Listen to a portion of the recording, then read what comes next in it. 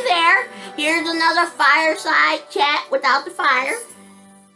I guess what I wanted to do was talk about, I know what I'm talking about today, because I just turned it on, because I wanted to discuss this situation with this virus. You know, everybody talk about the coronavirus. And so I just want to state my position, because, they out there throwing out, the experts say that,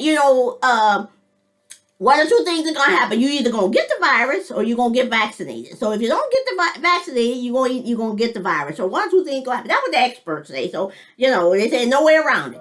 Now, I don't know how true that is. It is what it is. But, Biden got on. Oh, and then some other words they be using every time. They talk about the unvaccinated. And they say they got these bizarre reasons for not getting the vaccine. And I just had to laugh. I couldn't help it. They use the word bizarre. They got these bizarre reasons for not getting it. And so anyway, it is what it is.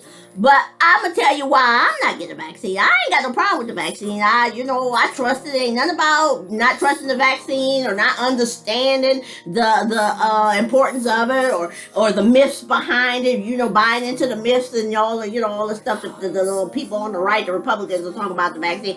I ain't got no problem with none of that. I ain't worried about the people in the vaccine. I got my own bizarre reason for not getting the vaccine. And then bizarre, and then not only using the word bizarre, the man going to throw out the word patriotism. I like Biden, I voted for him, but then he wants to say, he thinks is the best thing for the individual, the best thing for the community, is the best thing for your loved ones, and it's the patriotic thing to do. Now, he was fine until he threw out the word patriotic, and after he threw that out, I was like, these people be trying to throw everything out and see what sticks. Because you know what? I ain't got no problem with patriotism. I ain't got no problem with the concept, ask not what your country can do for you, but what you can do for your country. But I see patriotism as an investment. You're investing in your country. You're investing big time into your country. I've invested in my country all my life. I invested me, all that I am, into my country. The problem I have is that when I want to cash in on my patriotism, my country, it wasn't there for me. My country wasn't there for me when I needed them most, and that was for them to protect my children's unalienable rights and keep all that mess from being traced. Well, I feel like I'm in a boat all by myself. I'm the only one who got a problem with what was going down in my family, and but that's okay. I don't mind dancing to the beat of my own drum and being in a league all by myself.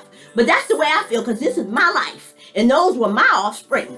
And so I expected all the stuff that I believed in about my country and this nation and the world that we lived in my religion and all that. I believed all that was supposed to be all for the good. But it didn't turn out that way for me. So I don't want to hear nothing about Biden and his thing about if you're a patriot, it's the patriotic thing to do to get the vaccine. My problem is I put all my eggs in one basket. And it is, unless they make it a law, unless they say you gotta get vaccinated, like they tell you gotta wear seatbelts. It's the law. If you don't wear a seatbelt, you get a ticket. Can't be walking around getting a ticket every time I'm driving in my car, so gotta wear my seatbelt. But until they make it a law that you gotta get this vaccine, I'm not messing with this vaccine. Because just like everybody else, people with family, and they got kids and grandkids and great-grandkids, they want to be around. They want to see their kids grow up, marry, have kids, do whatever they want to do, start their own business, whatever. They want to see the product of their investment, everything that they invested in their children. They want to see it come to fruition. And so then their kids have kids. And so now they want to see their grandkids grow up and have kids and, graduate from college or whatever. And then they want to see the great-grands. See, that's all well and good. And I believe if you got those kind of things going on, you should get the vaccine. You should be around so you can be of help, any assistance that you can be to your kids and grandkids and great-grands so they can get to know you and have that as history. But see, that's not my story. My story is my kids don't know me. So I can't count on the fact that, if I'm 70, 80, see, right now, I'm very independent. I can take care of myself. But as long as I'm around, as I get older, it's all about extrapolation. I can extrapolate. I don't have to wait until I'm 70 years old or 65. I don't even know how old you are before you start needing help.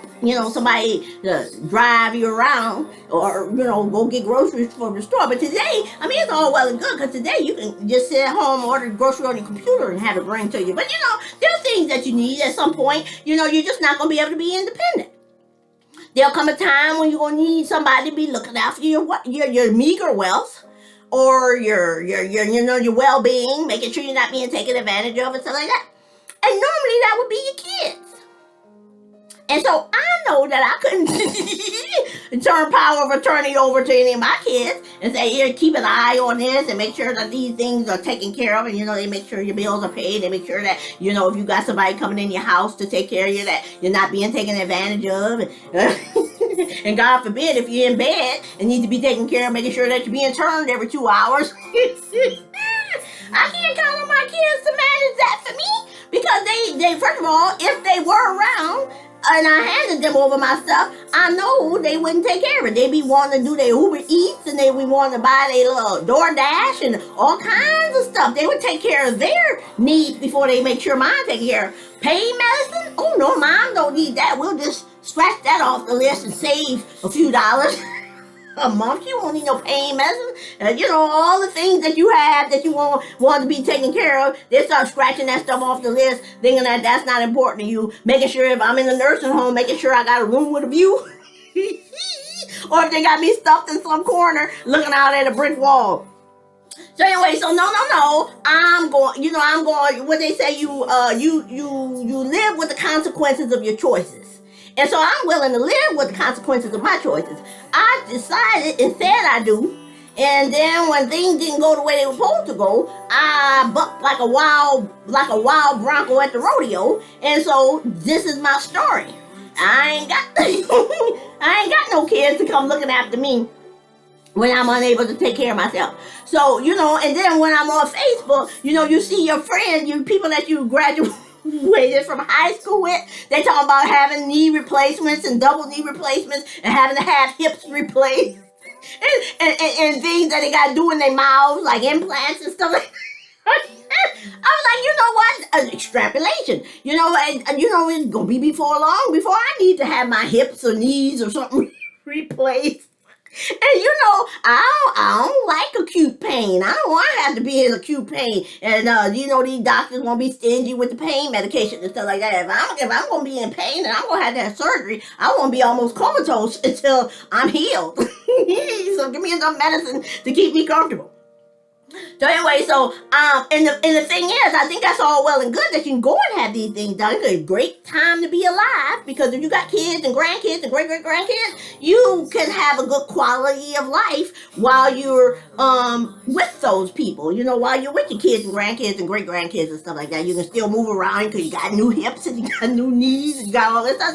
That's all well and good. But see, in my case, I would go through the surgeries if I needed them. The knee surgery, and if I need a double knee replacement, I'm getting them both done at the same time because I don't even want to go back a second time. And then first of all, you got to get the surgery, go under the knife, and then you got to go, and then you got to recover, and then you got to go through rehab.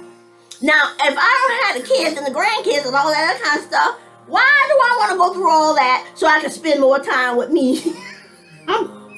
I'm grateful for the time that I've been here. The last thing I want to do is go through all that pain and stuff so I can spend more time with me and all this other kind of stuff. Oh no, that's not what I want. So I'm not going out here trying to get no vaccine so I can live and long. If I get that virus, I don't plan on going to no hospital, nothing. I'm going to take care of myself right here at home.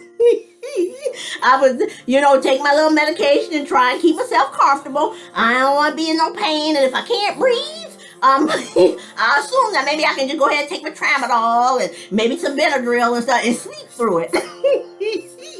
If you sleep, maybe you won't know that you're gasping for air. If you sleep, maybe you won't know that your air exchange is not optimal. I don't know. I just know that, you live with the consequences of your choices. And so the consequences of my choices is that I don't have my children to be out here, to be checking on me, to make sure I'm doing all right. So last thing I want to do is live long enough to be dependent on somebody. Because who am I going to be dependent on? Strangers? Or, you know, I got nieces and nephews, they check on me, you know, from time to time if it's convenient. Of course they would, because I love them and they love me. But at the same time, they still got their aging parents that will have always have priority over me. So I'm not going to try and live. You don't have to wait until you're in a situation, just like all through my life. I've used extrapolation to make sure that I don't have the situation that I don't want to live with. For all that stuff that I told you along the way. In fact, maybe one day, my next video, I keep on saying I made choices for my offspring before my offspring were here. And then I was like, I made choices, you know, extrapolated and made the choices to make sure that the outcomes that I did not want to have and things that I did not want to live with would not occur. Maybe on my next video, one of these videos, I will walk you through some of those choices that I had to make. Because when you make these choices, that's major decision time, and you remember them. I remember, you know, these decisions trees, and when you said yes and when you said no, when you chose this path and when you turned that. I mean, you may not remember the little decisions in your life, but you certainly remember the big decisions in your life that got you to where you are, and the choices that you had, and plus, minus, indifference and stuff like that. So anyway, so that's the way I feel about the virus. I ain't got no problem with it. I ain't scared of it. I just, you take it. You take your chances. I'm gonna take my chances. I ain't going out here seeking things. And not only that, because I have not a whole life insurance policy. I have a accidental life insurance policy. So that means if I die accidentally, there's a payout for my family. If I don't die accidentally, if I die quietly in my sleep, there's no payout. So even with all this stuff Biden got to say was good for the family, was good to this and that and the community and all that, it's better for me and for my family for me not to be vaccinated. Because if I vaccinate myself, then that's taking one more element off the table that could make me die quietly in my sleep. Now that don't make no sense. It's almost like you pay for it. Oh, that's why I'm going with that patriotism idea. Basically, it's like almost to me, it's like an insurance policy. You pay on auto insurance for years and years and years, never getting an accident. Finally, you get in an accident, and you call up the company and say, I've been in a car accident. I need to find out, I need payment to do whatever you call the insurance company to say. And they say, I'm sorry, we can't help you. We got enough for you. Well, I paid the policy all my life. Well, so what? You're on your own. Figure it out, And that's the way I feel with the patriotism.